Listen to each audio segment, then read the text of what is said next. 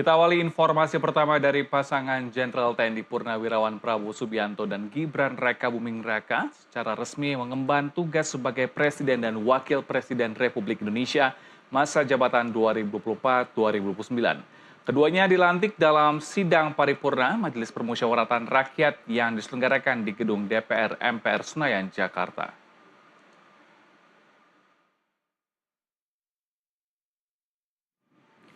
Pasangan Prabowo Subianto dan Gibran Rakabuming dilantik berlandaskan pada keputusan Komisi Pemilihan Umum nomor 504 tahun 2024 tentang penetapan pasangan calon presiden dan wakil presiden terpilih dalam pemilihan umum tahun 2024. Secara resmi, sidang paripurna dibuka oleh Ketua MPR RI Ahmad Muzani. Usai pembukaan sidang selanjutnya, Prabowo Subianto dan Gibran Rakabuming Raka masing-masing mengucapkan sumpah jabatan. Pengucapan Sumpah Presiden Republik Indonesia.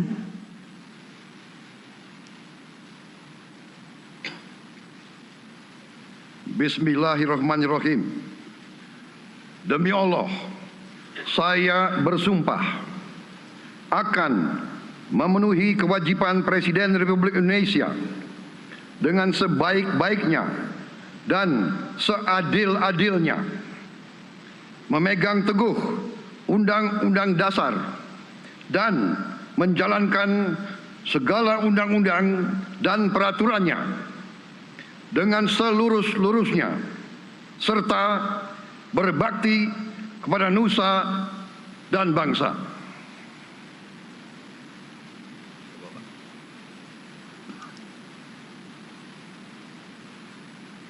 Pengucapan Sumpah Wakil Presiden Republik Indonesia.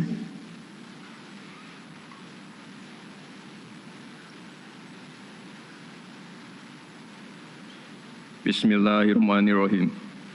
Demi Allah, saya bersumpah akan memenuhi kewajiban Wakil Presiden Republik Indonesia dengan sebaik-baiknya dan seadil-adilnya, memegang teguh Undang-Undang Dasar dan menjalankan segala undang-undang dan peraturannya dengan selurus-lurusnya, serta berbakti kepada nusa dan bangsa.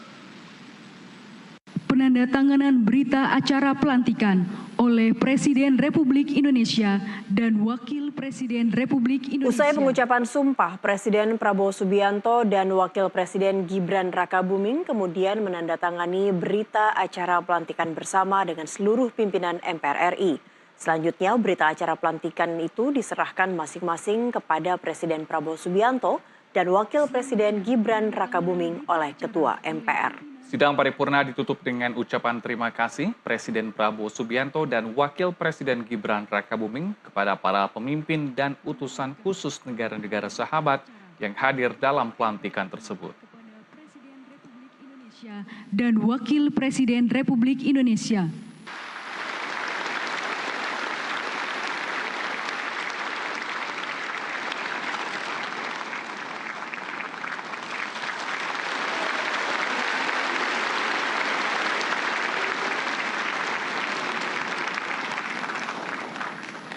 Presiden Republik Indonesia dan Wakil Presiden Republik Indonesia disilakan menuju tempat yang telah ditentukan.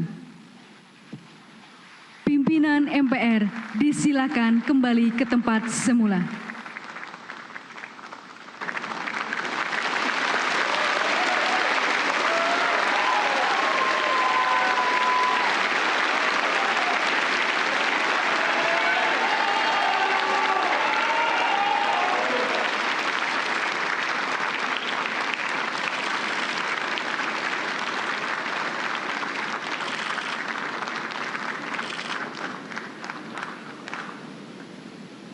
Hadirin disilakan duduk kembali.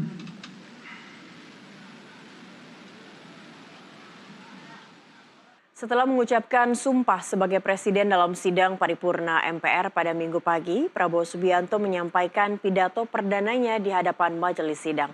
Prabowo berjanji akan mengemban tugasnya sebagai pemimpin dengan sebaik-baiknya untuk kepentingan rakyat. Ia pun menggelarakan semangat dan optimisme agar masyarakat tidak takut menghadapi tantangan, rintangan, dan ancaman. Saya, Prabowo Subianto, dan Saudara Gibran Rakabuming Raka telah mengucapkan sumpah untuk mempertahankan Undang-Undang Dasar kita, untuk menjalankan semua undang-undang dan peraturan yang berlaku, untuk berbakti pada negara dan bangsa. Sumpah tersebut akan kami jalankan dengan sebaik-baiknya.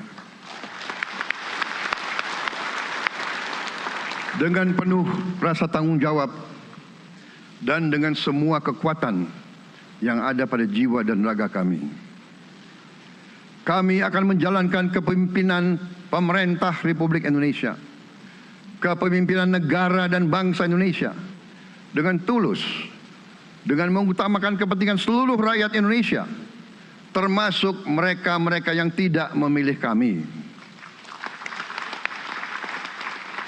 Kami akan mengutamakan kepentingan bangsa Indonesia, kepentingan rakyat Indonesia di atas segala kepentingan, di atas segala golongan, apalagi kepentingan pribadi kami. Saudara-saudara sekalian, tantangan, rintangan, hambatan, dan ancaman yang dihadapi oleh bangsa Indonesia di tengah dinamika dan pergolatan dunia tidak ringan.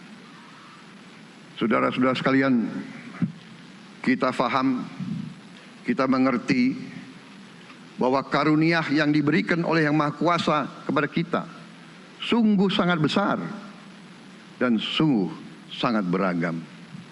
Kita memiliki luas wilayah daratan dan lautan yang sangat besar.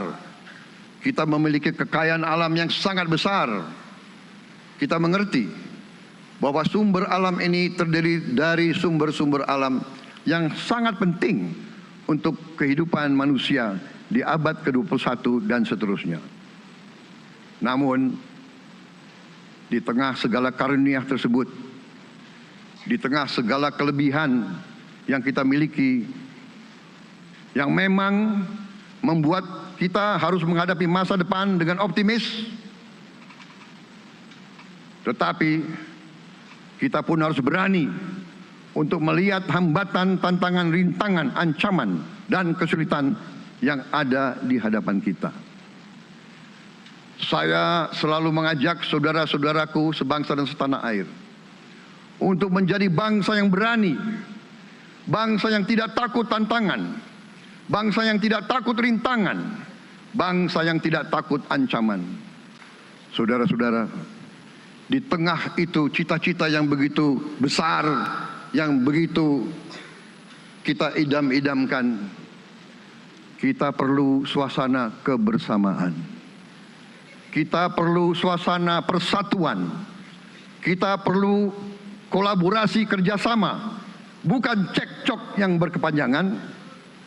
Kita perlu pemimpin-pemimpin yang tidak caci maki, pemimpin-pemimpin yang arif, yang bijaksana, yang mengerti dan cinta budaya dan sejarah bangsa sendiri, yang bangga dengan adab, tradisi, dan adat bangsa kita sendiri.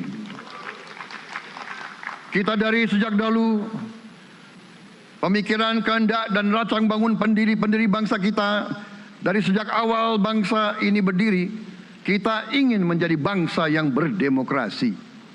Kita menempatkan kedaulatan rakyat setinggi-tingginya. Dalam dasar negara kita, Pancasila, kerakyatan merupakan sendi utama dari kelima sila yang kita junjung tinggi. Kerakyatan yang dipimpin oleh hikmat kebijaksanaan dalam permusyawaratan perwakilan. Kita menghendaki kehidupan demokrasi, tapi marilah kita sadar bahwa demokrasi kita harus demokrasi yang khas untuk Indonesia. Demokrasi yang cocok untuk bangsa kita.